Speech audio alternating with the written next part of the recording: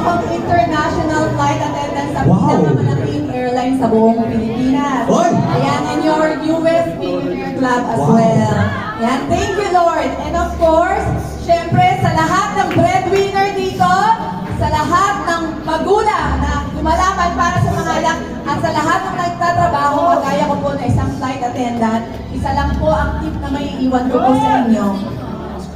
Ito po yung mahirap na ginagawa pero napakasarap gawin. Kaya kung ikaw ngayon nahihirapan ka, embrace it.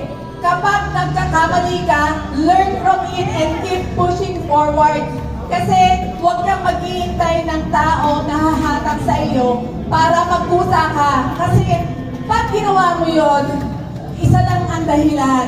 Hindi mo ito gusto.